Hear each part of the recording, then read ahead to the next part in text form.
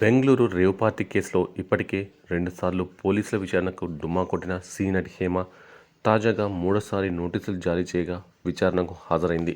Bengaluru CCB పోలీసులు హేమను అదుపులోకి తీసుకొని విచారించిన అనంతరం ఆమెను అరెస్ట్ చేశారు. హేమ బుర్కాలో వైద్య పరీక్షలకు హాజరైన స్టిల్ ఇప్పుడు నెట్టింట వైరల్ అవుతోంది. హేమకు వైద్య పరీక్షలు నిర్వహించిన అనంతరం అరెస్ట్ చేశారు. గత నెల 20న రేవ్ పార్టీలో పాల్గొన్న హేమకు డ్రగ్స్ పరీక్షలు నిర్వహించగా పాజిటివ్గా నిర్ధారణ అయింది. హేమ మొదట బెంగళూరు రేవ్ పార్టీకి హాజరైనప్పటికీ తాను వెళ్ళలేదంటూ పలు వీడియోలు కూడా విడుదల చేయడం మనం చూశాము. దీనిపై నెటిజన్లు కూడా ఆమెను తీవ్రంగా ట్రోల్ చేశారు. అయితే పోలీసులు రిలీజ్ చేసిన హేమ ఫోటోలోని డ్రెస్సు, హేమ విడుదల చేసిన వీడియోలోని డ్రెస్సు ఒకే విధంగా ఉండడంతో ఆమె పార్టీకి వెళ్ళినట్లు నిర్ధారణకు వచ్చారు. మొత్తానికి హేమ ఇష్యూ గత కొద్ది రోజులుగా టాలీవుడ్ ఇండస్ట్రీలో ప్రకంపనలు రేపింది.